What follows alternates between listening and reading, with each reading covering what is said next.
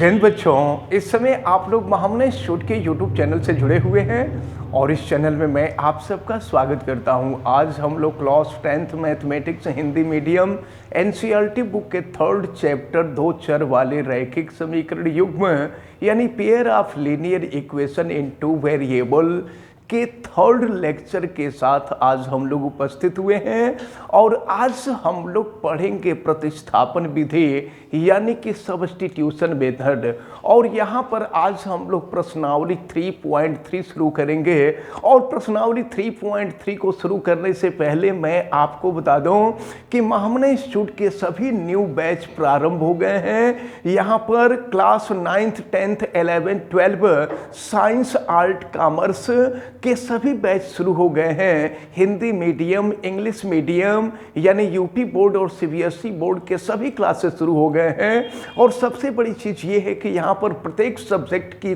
पढ़ाई होती है और वो भी अलग अलग विशेषज्ञों के द्वारा। यानी यहाँ पर पढ़ाने वाले जितने भी सर लोग हैं सब लोग इंटर कॉलेज के लेक्चरर हैं। यानी वाराणसी की जो टॉप टीम है वो महामना इंस्टीट्यूट में पढ़ाती है। इसलिए आप सभी लोग तत्काल महामना इंस्टीट्यूट में एडमिशन ले लें। और अब हम जो है लेक्चर 3rd के साथ हम शुरू करते हैं प्रतिस्थापन विधि। प्रतिस्थापन विधि में होता यह है कि दो समीकरण होते हैं, दो समीकरणों में से किसी एक समीकरण से x या y का मान निकाल करके हम दूसरे समीकरण में रखते हैं और रख करके वहां से x या y की वैल्यू निकालते हैं और उसकी वैल्यू को फिर पहले समीकरण में रख लेते हैं। तो जो दोनों चर होते हैं, दोनों चर राशियों की वैल्यू निकल जाती है। तो अगर हम एक एग्जाम्पल देखेंगे तो हम लोगों को अच्छी तरह से समझ में आएगा। हम प्रश्न संख्या 1 देख रहे हैं और देखें, आप सभी लोग बुक खोल लीजिए। बुक में दिया हुआ है निम्न रैखिक समीकरण युग्म को प्रतिस्थापन विधि द्वारा हल कीजिए। प्रतिस्थापन विधि जिसको हम सब्स्टिट्यूशन मेथड कहते हैं, तो प्रतिस्थापन विधि के द्वारा हमें इसको हल करना है। देखिए फर्स्ट जो इक्वेशन दिया हुआ है, जो पहला समीकरण आपको दिया हुआ है उसमें दिया हुआ है x plus y is equal to 14 और फिर ये x minus y is equal to दिया हुआ है 4। ये है इक्वेशन नंबर 1 और ये है इक्वेशन नंबर 2। हम दोनों में से किसी एक इक्वेशन से x या y की वैल्यू निकालते हैं। देखिए समीकरण नंबर 1 और समीकरण नंबर 2 हम ऐसा करते हैं ना, समीकरण 2 से x का मान निकाल लेते हैं और x का मान निकाल करके समीकरण 1 में रख लेते हैं। प्रतिस्थापन विधि में यही किया जाता है कि एक की वैल्यू निकाल करके दूसरे समीकरण में रख लिया जाता है। तो अब हम यहाँ लिखेंगे समीकरण 2 से यहाँ से x की वैल्यू अगर हम निकालते हैं तो देखिए x is equal to minus y को हम बराबर के दूसरे तरफ ले जाएं तो प्लस वाई हो जाएगा। ये हो गया y plus 4। x is equal to y plus 4 हम समीकरण नंबर 1 में रखेंगे। तो समीकरण 1 में रखने पर समीकरण 1 में हम रखने जा रहे हैं। तो समीकरण 1 में हम रखें तो देखिए क्या हो जाएगा। x की वैल्यू रखी जा रही है समीकरण नंबर 1 में, तो x की वैल्यू है y plus 4 plus y is equal to 14 हो जाएगा। और फिर यहाँ से देखें y प्लस वाई ये हो जाएगा 2y plus 4 is equal to 14। तो फिर यहाँ से अगर हम 2y की वैल्यू निकालेंगे तो 14 माइनस 4 हो जाएगा। और फिर यहाँ से 2y is equal to 14 minus 4 10 हो जाएगा। और फिर यहाँ से y की वैल्यू निकाली जाए तो 10/2 2 से 10 डिवाइड कर दीजिए तो y की वैल्यू 5 निकल गई। अब इसके बाद जानते हैं ये जो y का मान निकलता है ना, ये y का मान निकला है, इसको आप समीकरण 1 या समीकरण 2 दोनों में से किसी में भी रख सकते हैं। तो लिखा जाएगा y इक्वल टू 5। चलिए समीकरण नंबर 2 में ही रख लेते हैं। उस समीकरण में रखते हैं जिस समीकरण में रख करके हल करना आसान होता है। कठिन में रखेंगे तो भी वैल्यू आएगी लेकिन सवाल आपका कठिन हो जाएगा। तो सवाल को आसान करके सॉल्व किया जाए तो फिर y इज इक्वल टू 5 समीकरण 2 में रखने पर, समीकरण 2 में रखने पर, चलिए समीकरण 2 में रख रहे हैं, तो ये है आपका x माइनस वाई की वैल्यू 5 = 4। तो फिर यहाँ से x की वैल्यू निकालें, -5 बराबर के दूसरे तरफ चला जाएगा, तो ये हो जाएगा 5 + 4, यानी x = हो जाएगा 9। तो इस प्रकार लास्ट में जब हम आंसर लिखेंगे ना, तो देखिए यहाँ पर आंसर लिखेंगे हम लोग लास्ट में, और ये x = 9 और y = 5 हम लिख देंगे। तो इस प्रकार समीकरण नंबर 1 का जो फर्स्ट पार्ट था, ये फर्स्ट पार्ट हम लोगों का सॉल्व होता है। अब अगर हम लोग सेकेंड पार्ट को देखें, तो देखिए सेकेंड पार्ट में जो दिया हुआ है, इसको भी हम देख लें। सेकेंड पार्ट में आपको दिया हुआ है यस माइनस टी = 3 दिया हुआ है। ये तो आपका इक्वेशन नंबर 1 है, और इक्वेशन नंबर 2 में आपको दिया हुआ है s/3 और प्लस हो जाएगा t/2 = ये हो गया 6। अब इसको हम लोग सॉल्व करेंगे। चलिए इसको सॉल्व करने के लिए हम देखें, तो अभी ये अपने सही रूप में नहीं है, इसको जरा सही रूप में कर लिया जाए। तो सबसे पहले हम 3 और 2 का लघुत्तम निकालेंगे, एलसीएम लेंगे। तो 3 और 2 का एलसीएम 6 हो जाएगा, और फिर 3 से भाग देंगे तो 3 दूना 6 हो जाएगा, और 2 का यस में गुणा कर देंगे तो ये 2s हो जाएगा, और फिर 2 से भाग देंगे तो 2 3 6 हो जाएगा, 3 का t में गुणा कर देंगे ये 3t हो जाएगा, और ये = हो गया 6। अब यहाँ पर हम क्रॉस मल्टीप्लिकेशन अगर कर लें, तो ये हो जाएगा 2s + 3t = 6 में 6 का गुणा कर देंगे तो ये हो जाएगा 36। ये हो जाएगा आपका इक्वेशन नंबर 2। अब जानते हैं हम लोग क्या करेंगे। अब यहाँ पर समीकरण 1 और समीकरण 2 आपके सामने है, और हम लोग अब जो है इसको सॉल्व करेंगे।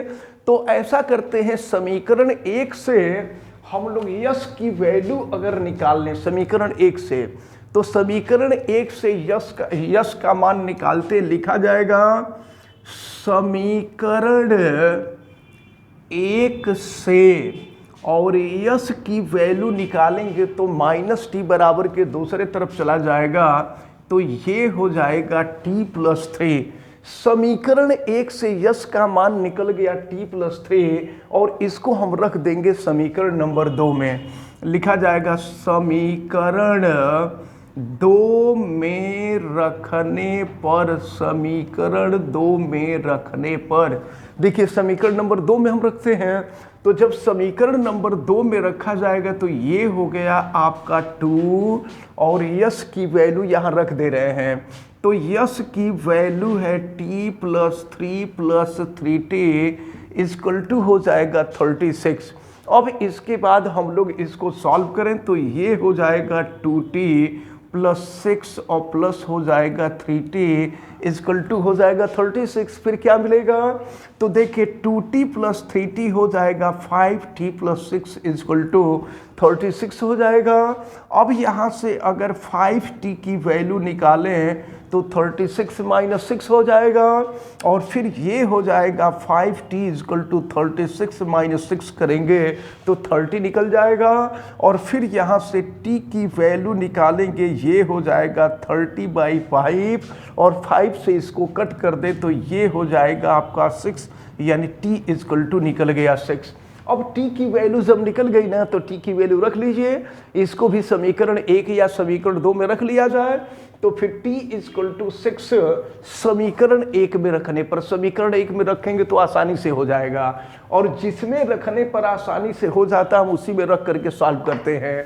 तो यहाँ लिख दिया जाएगा t = 6 समीकरण 1 में रखने पर, समीकरण 1 में रखने पर, चलिए समीकरण 1 में रख दिया जाता है, तो यस माइनस टी के जगह पर 6 = 3 हो जाएगा, तो यस = -6 को बराबर के दूसरे तरफ लेके चले जाए तो 6 + 3 यस इज इक्वल टू हो जाएगा 9। तो यस और टी की वैल्यू आपको ज्ञात हो गई। अब यहाँ पर लास्ट में हम लोग आंसर लिख देंगे यस इज इक्वल टू 9 और टी इज इक्वल टू 6। तो इस प्रकार इसका जो सेकंड पार्ट था, ये सेकंड पार्ट आपको कंप्लीट होता है। क्लियर हुआ आप सबको? Yes sir. तो अब जो है ये जो थर्ड पार्ट है, इस थर्ड पार्ट को आप कर लीजिए। हम आपको फोर्थ पार्ट बताते हैं। इसका जो फोर्थ पार्ट है, फोर्थ पार्ट हम आपको बताते हैं। इसको इरेज कर देना। Yes sir.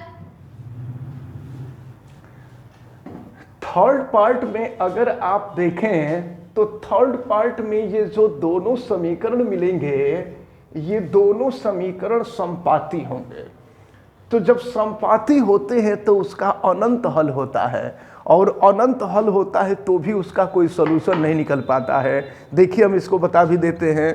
ये थर्ड जो आप देख रहे हैं क्वेश्चन नंबर 1 का जो थर्ड पार्ट आपको दिया हुआ है, थर्ड पार्ट में 3x - y is equal to दिया हुआ है 3, और इसके बाद दूसरे में आपको दिया हुआ है, ये तो इक्वेशन नंबर 1 है, और फिर दूसरा इक्वेशन अगर हम देखें तो ये है 9x - 3y is equal to 9।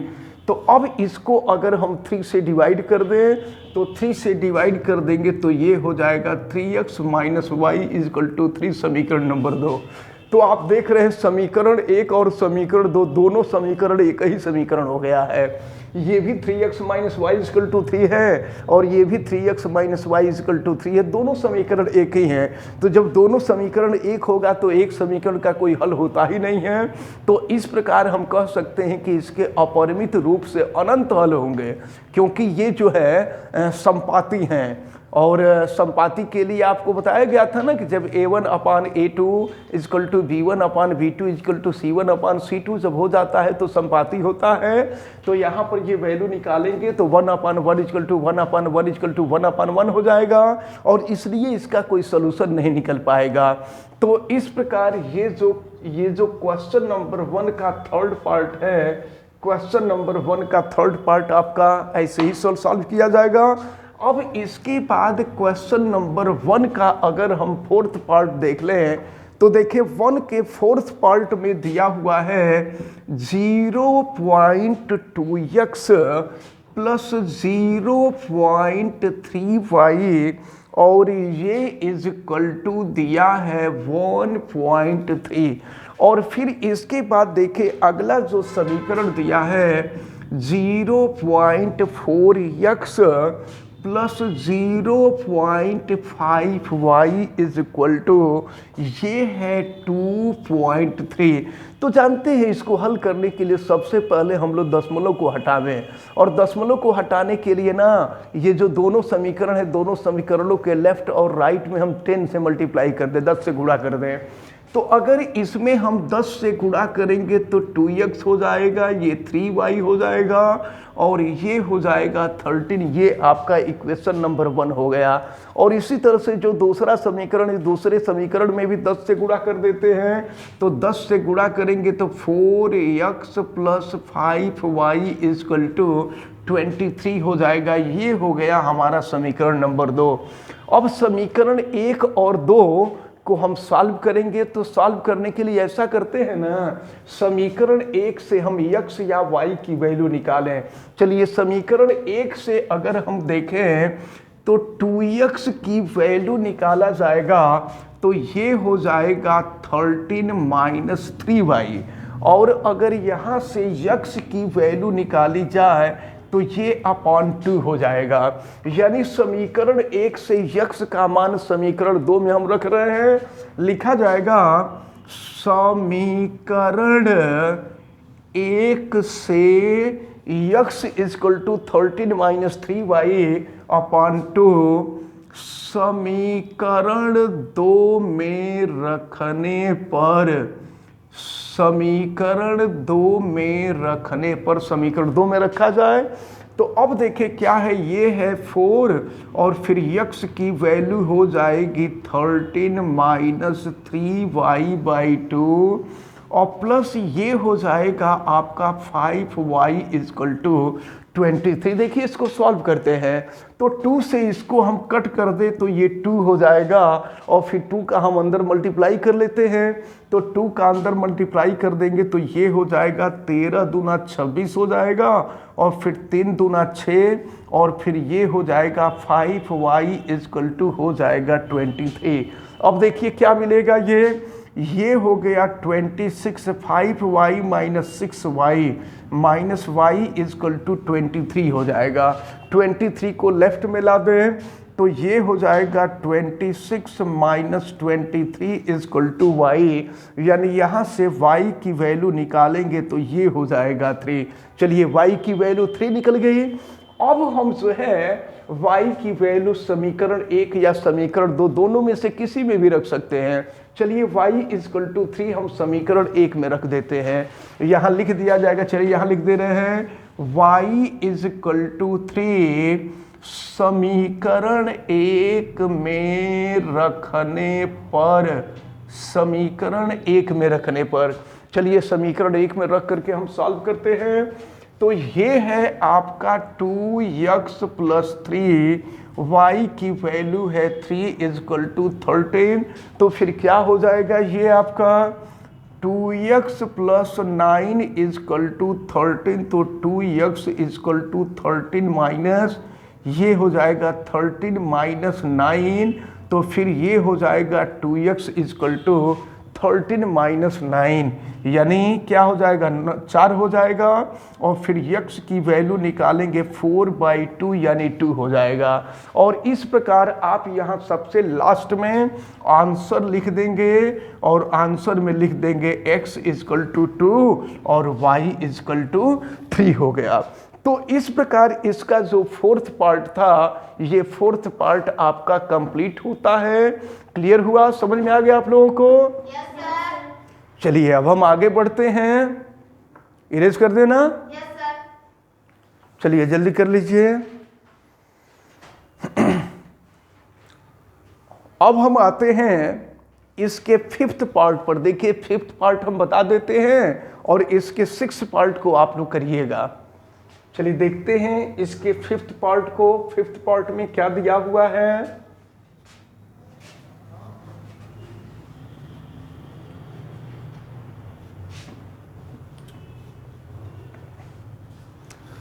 देखिए इसके फिफ्थ पार्ट में आपको दिया हुआ है √2x √2x plus √3y is equal to 0 दिया है। ये है आपका इक्वेशन नंबर 1। और इक्वेशन 2 में देखें क्या दिया हुआ है, √3x minus √8y is equal to 0। ये हो जाएगा इक्वेशन नंबर 2। ऐसा करते हैं ना, समीकरण 2 से x का मान निकाल लिया जाए। तो देखिए समीकरण 2 से हम x का मान निकालते हैं। ये है √3x is equal to √8y। अब यहाँ से x की वैल्यू निकालेंगे तो ये हो जाएगा √8 अपान √3y। x की वैल्यू निकल गई।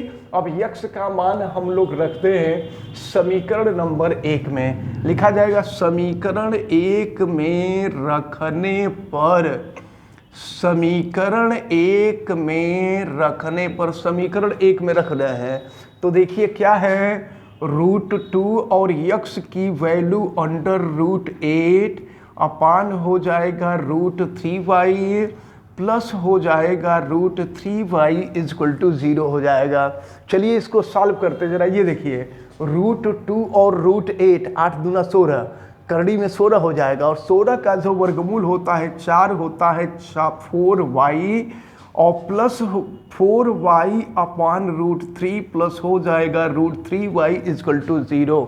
अब हम लोग इसको सॉल्व करें। देखें √3 से दोनों पक्षों में गुणा कर दें, तो √3 से दोनों पक्षों में गुणा कर देंगे तो ये 4y हो जाएगा, और यहाँ √3 से गुणा करेंगे √3 इंटू √3 3 हो जाएगा, ये हो जाएगा 3y = 0 हो जाएगा, तो ये हो जाएगा 4y और 3y 7y = 0, यानी यहाँ से y की वैल्यू निकालेंगे तो 0/7 यानी 0 हो जाएगा। तो y की वैल्यू 0 निकल गई। अब y की वैल्यू 0, अब समीकरण 1 या समीकरण 2 किसी में भी रख दिया जाए तो y = 0 हम समीकरण 1 में ही रख देते हैं। यहाँ y = 0 समीकरण 1 या 2 किसी में भी रख सकते हैं, कोई प्रतिबंध नहीं है। तो समीकरण चलिए 2 में ही रख देते हैं।